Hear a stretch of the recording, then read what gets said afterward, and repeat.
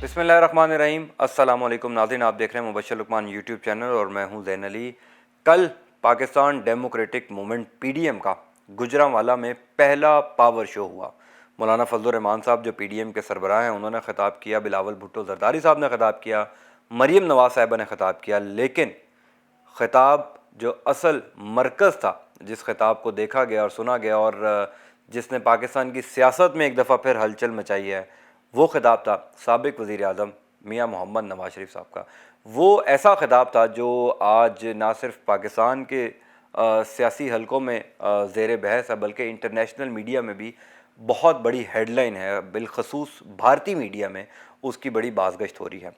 मुबश्शिर लुकमान साहब हस्बे मामूल हमारे साथ मौजूद हैं और पीडीएम का जलसा, नवाज़ शरीफ का ख़िताब, इससे जुड़ी जो तमाम तर ख़बरें हैं वो मुबश्शिर साहब से डिस्कस करनी है। और पहला चूँकि सबसे इम्पॉर्टेंट ये है, और कल जब हम लाइव ट्रांसमिशन कर रहे थे तो मुबश्शिर साहब ने थोड़ा सा हिंट दिया था कि जो ख़िताब होगा नवाज़ शरीफ का वो बड़ा इम्पॉर्टेंट होगा, और ये भी कहा था कि नवाज़ शरीफ मज़ीद कई नाम लेंगे। और जो कल उन्होंने नाम लिए, जो कम अज़ कम मेरे लिए बिल्कुल अनएक्सपेक्टेड था कि नवाज़ शरीफ साहब डायरेक्ट आर्मी चीफ़ का भी नाम ले सकते हैं या DGISI का नाम ले सकते हैं, और उन्होंने लिया। मुबश्शिर साहब हमारे साथ मौजूद हैं। सर अस्सलाम वालेकुम। सर, स्क्रिप्ट राइटर कौन था नवाज़ शरीफ की तकरीर का कल? स्क्रिप्ट राइटर कल इंडियन एक वो जो उनकी हाई कमीशन का मिलिट्री अताशी है यूके में, वो था जिसको मियाँ साहब पहले मिलने भी गए थे। वो स्क्रिप्ट राइटर था? जी जी जी बिल्कुल। क्योंकि आप याद आपकी उम्र कितनी है जैन? मेरी 29। नहीं, सही वाली? छुट्टियाँ मिला के। सही वाली 29 सर। अच्छा। आपको ये बताऊं कि आपको याद नहीं होगा, यही मुजीबुर रहमान का भी स्क्रिप्ट था। बिल्कुल ठीक। ठीक है ना। और यही 1971 से पहले ये था।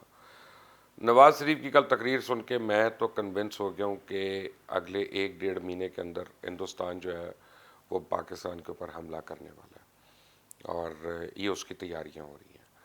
और बड़ा एक मैं इस पर कन्विंस्ड हूँ, यानी मैं कुछ सोच नहीं रहा, मैं सिर्फ तज्जिया नहीं कर रहा, मैं बड़ा क्लियर हूँ इस पर कि जंग किन वजूहत से हो सकती है और कैसे होती है, उसके कई रीज़न्स होते हैं, उस पर आ जाते हैं बाद में थोड़ी देर के बाद।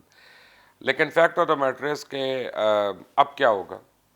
नवाज़ शरीफ ने तो बाहर बैठ के इल्ज़ाम लगा दिया, अगर इतने टार्जन हैं, इतने ही सुपरमैन है तो आ जाते पाकिस्तान और यहाँ के ज़रा इल्ज़ाम लगाते। मैं चाहूँगा कि आप आज उनकी तस्वीर भी दिखाएं जो पाकिस्तान में थी और जो पाकिस्तान के बाहर थी, यूँ करके और पाकिस्तान में यूँ करके वो, और जैसे वो जा रहे थे जी जब जी उनकी फ़्लाइट थी लंदन की। नहीं, वो तो फिर भी बेहतर लग रहे थे क्योंकि जा रहे थे, जब वो घर जा रहे थे, अस्पताल जा रहे थे, जेल जा रहे थे।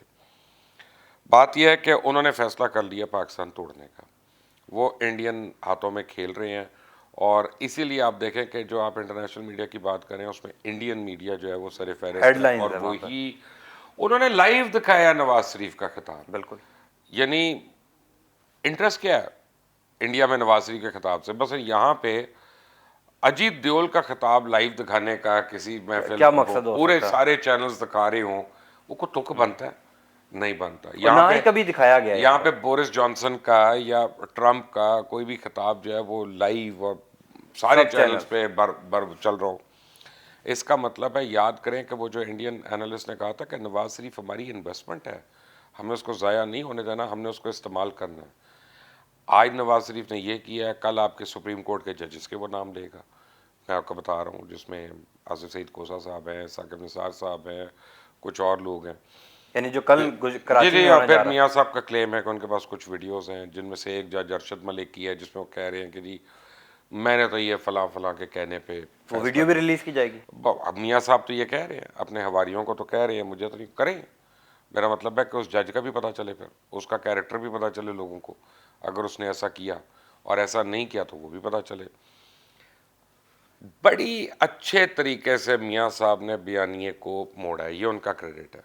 यानी पूरी करप्शन खत्म। सब सब मोटरवे उन्होंने पे जो कहा, पैसा मेरे से कुछ खाया, ना पहली पूछो। बार उससे पूछे ही ना, मोटरवे का पैसा कैसे खाया, शुगर मिलें कैसे बनाई, पैनामा में नाम कैसे आया, कामा कैसे हुआ, लंदन फ्लैट मनी कहाँ से लॉन्ड्रिंग आया है। कैसे की, जिन फ्लैटों की रसीदें नहीं, उन्हीं फ्लैटों में बैठ के अपना वो सारे खिताब कर रहे हैं, मीटिंग्स कर रहे हैं।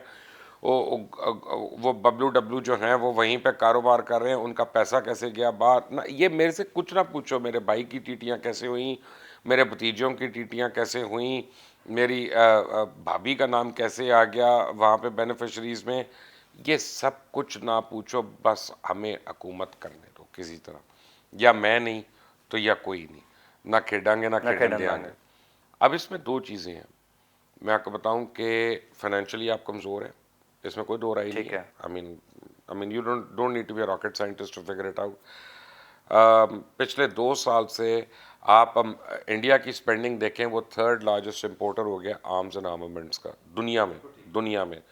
اور پاکستان نے 2 سال میں ایک آنا بھی بجٹ نہیں بڑھا, بلکہ پاکستان کا بجٹ کم ہوا ہے, اور بڑا میجر کام ہوا ہے. کس طرح سے کہ آپ کا ڈالر 104 سے جب 163 پہ گیا ہے, تو فوج کا تو ویپن اور آرمز وغیرہ جو ہے وہ امپورٹ ہونی ہے. امپورٹ ہونا بالکل صحیح. تو آپ یہ سمجھیں کہ ان کے پاس 58% جو ان کا بجٹ ہے نا وہ کم ہو گیا, وہ ریڈیوس ہو گیا. اچھا, تو اس سے آپ کی پریپیئرڈنس میں, آپریشنل پریپیئرڈنس میں, ان ساری چیزوں پڑتا ہے. ادھر کشمیر پہ 370 ابالش ہو گیا, ٹھیک ہے, اور مودی کئی باری کہہ چکا ہے کہ ہم نے آزاد کشمیر پہ حملہ کرنا ہے, ہم نے اس کو لینا ہے, گلگت بلتستان پہ ہم نے حملہ کرنا ہے. بلوچستان میں وہ انسرجنسی کروا رہے ہیں اس وقت 2 جانب. کل مکران میں, میران میں اور وزیرستان میں سوسائڈ بامبنگ ہوئی, 14 لوگ شہید ہو گئے اس میں. یہ ایک دن کی بات ہو رہی ہے صرف, ابھی یہ زیادہ دنوں کی نہیں ہو رہی. آپ ہر طرف سے انوالو کر کے بجٹس کی مار کے, اب فائنل جو کل تھی جو مودی نہیں کر سکتا تھا, وہ میاں نواز شریف نے کی کہ فوج کو اور عوام کے درمیان میں ایک گیپ پیدا کیا. جو آپ نے پہلے بھی کہا تھا کہ ڈیوائڈ جب ڈال رہے ہیں وہ ہو گیا, اگر وہ گیپ ہو گیا, تو پھر انڈیا کو اور اس کی فوج کو کون روک سکتا ہے حملہ کرنے پہ. پھر آپ وہ ایسٹ پاکستان والی سچویشن کریٹ کر رہے ہیں کہ آگے سے انڈین فوج ہے, پیچھے بگٹی بانی ہے, ادھر مجیب بانی ہے, اور لوگوں کو پتہ نہیں ہے کہ ان کا خیر خواہ کون ہے.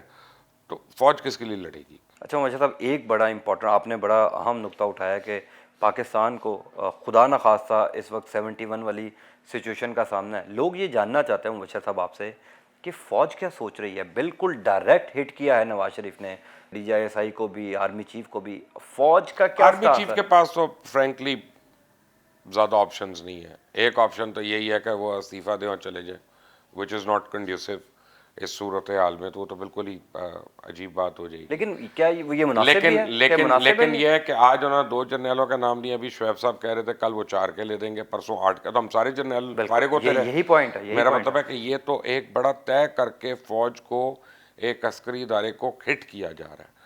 میں تو آج برملا ایک بات کہہ رہا ہوں کہ نواز شریف میں اور مجیب الرحمان میں مجھے کوئی فرق نہیں نظر آ رہا. نواز شریف کا پرابلم زیادہ بڑا ہے مجیب الرحمان سے. وہ کہتے ہیں نا, اب شیخ صاحب آپ تو حافظ قرآن ہے نا, تو یہ آپ نے لطیفے سنے ہوں گے وہاں پہ, کہ مسجد میں جو بچہ شور مچاتا ہے نا وہ مولوی کا ہی بچہ ہوتا ہے, ٹھیک ہے نا, باہر کے بچے کی ہمت نہیں ہے. یہ نواز شریف, جنرل جیلانی کی پیداوار, جنرل ضیاء الحق کی پیداوار, یہ ان ساروں کی پیداوار, یہ آج انہی کی انویسٹمنٹ کا صلہ مل رہا ہے. الطاف حسین نے بھی اسی انویسٹمنٹ کا صلہ دیا تھا, ضیاء الحق کی انویسٹمنٹ کا.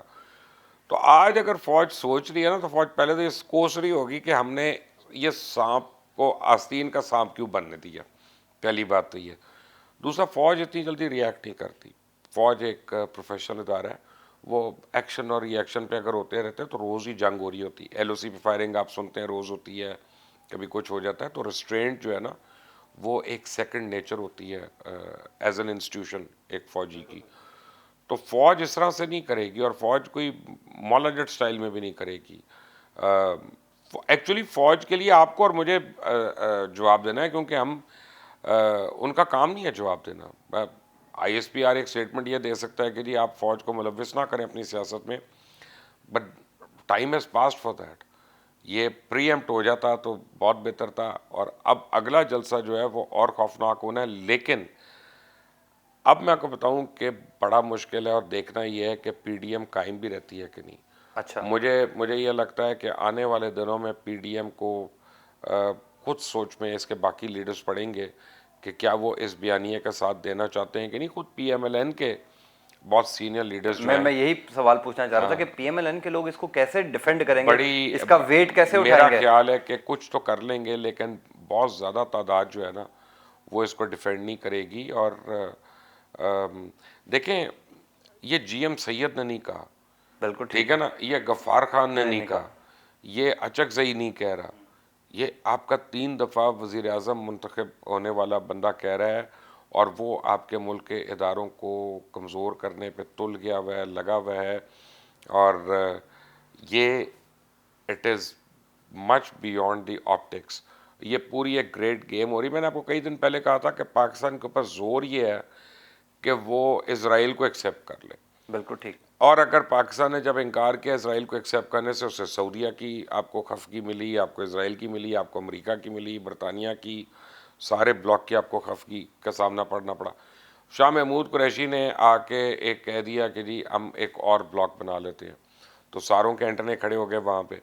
اب آپ کے ہی ایک سابق بڑے ہمدرد دوست جو اس وقت وہاں پہ گلف میں بیٹھے ہوئے ہیں, اور ان کی وہاں پہ وہ پروٹیکشن کے لیے بیٹھے ہوئے ہیں, وہ جو ہیں یہاں پہ تانے بانے بن رہے ہیں. میاں صاحب کے بڑے قریب ہیں, میاں صاحب کو دوبارہ وہ کچھ لوگوں کے قریب کروا رہے ہیں مڈل ایسٹ پالیٹکس میں.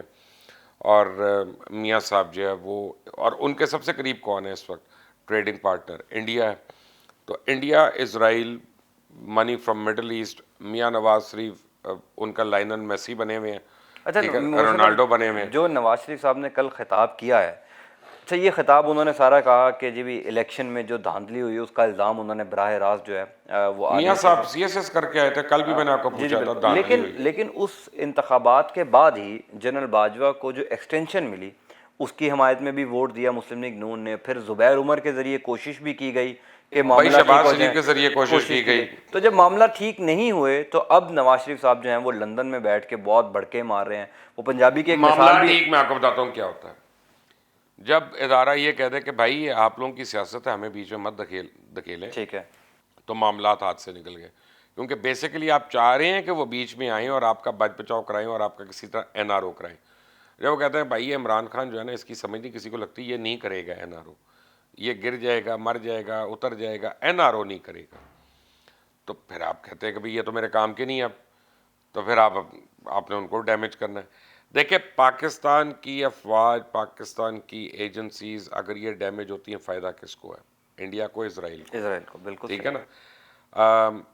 اگر یہ بچے کو یہ بات پتہ ہے, آپ 29 سال کے ہیں اور آپ کو یہ بات اگر پتہ ہے, تو میاں صاحب کو جو 3 دفعہ وزیر اعظم ہے ان کو نہیں پتہ یہ بات. میں کوئی جنرل فیض وغیرہ کو ڈیفینڈ نہیں کر رہا, نہ میرا کام ہے ان کو ڈیفینڈ کرنا.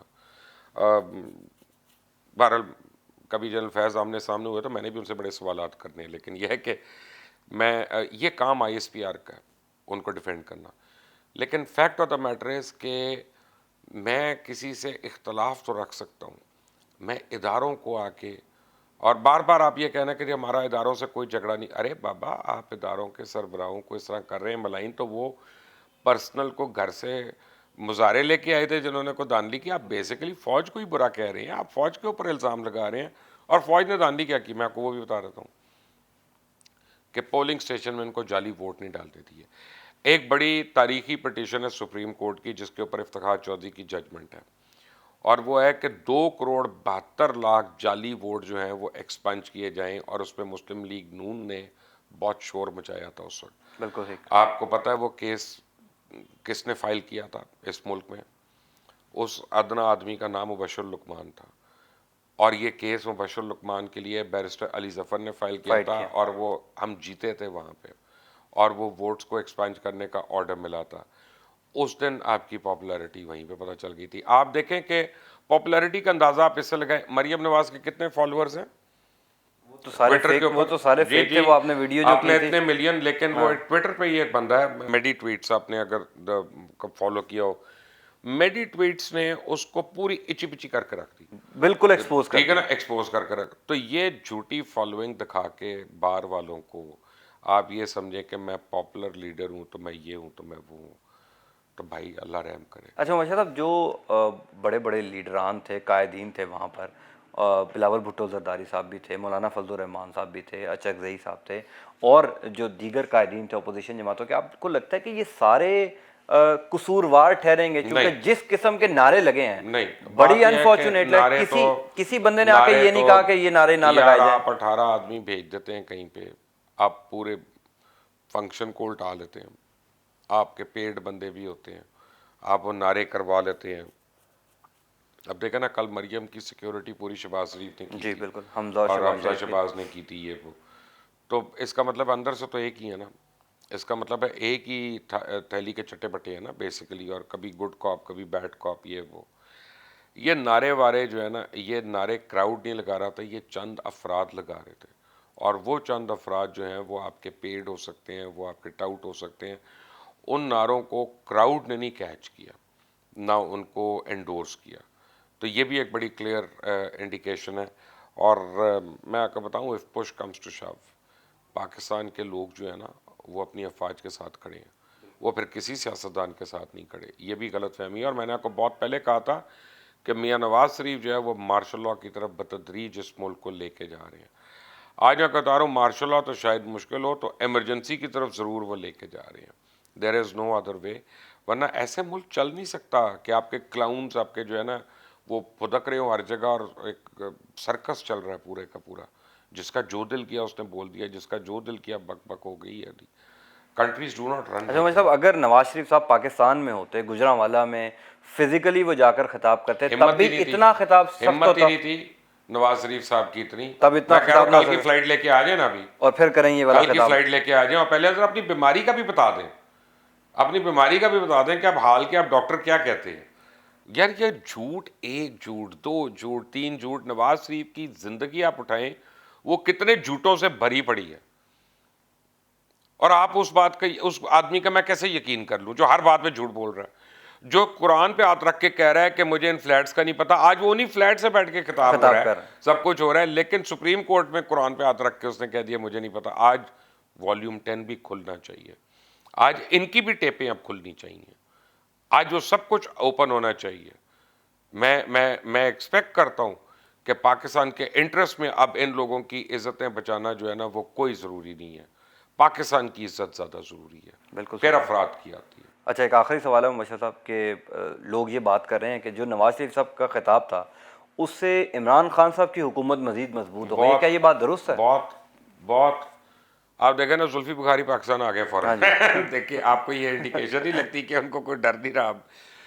وجہ یہ ہے کہ اب ہر آدمی، ہر ادارہ جو ہے نا وہ عمران خان کے پیچھے کھڑا ہوگا. ان کو پتہ ہے ایک لوز کینن ہے، جب تک اس سے وہ اس کو پراپر کیفر کردار تک نہیں پہنچاتے، کیونکہ ان کا فیلئر جو ہے وہ اب ڈائریکٹلی انہوں نے تو کہہ دیا ان کا ان فیلئر کا ہے. فیلئر ہے بالکل. تو اب عمران خان کی حکومت تو اور بہت سارے اداروں کو متنازع کیا، انہوں نے سپریم کورٹ پر بھی بہت سنگین الزام لگایا اب کہ دیکھتے آپ ہیں الیکشن کمیشن کیا کرتا مینج ہے. ڈو کے فیصلے لکھتے ہیں. اب دیکھیں اگر کل کو پٹیشن پہ جاتا ہے اور بتاتا ہے کہ سیڈیشن کی تقریریں ہو رہی ہیں پاکستان میں، تو اس پہ کیا الیکشن کمیشن پی ایم ایل این کو بین کرتا ہے؟ اب جو ہے پٹیشنر مبشر لقمان بھی ہو سکتا ہے، پٹیشنر کوئی اور بھی ہو سکتا ہے.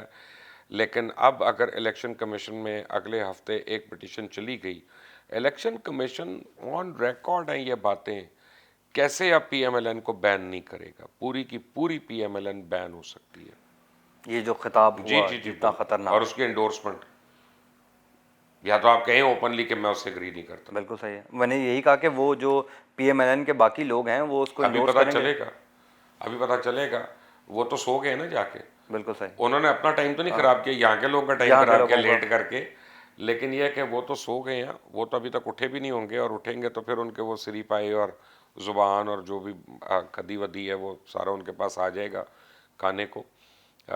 اس کے بعد اپنا وہ سوچیں گے آج میں نے پاکستان کے خلاف کیا کرنا ہے. پھر وہ مودی سے بات کریں گے، جندال سے بات کریں گے، پھر ان کو پتہ چلے گا. لیکن یہ ہے کہ یہاں پہ پی ایم ایل این والوں کے لیے it's a very serious I would say امتحان.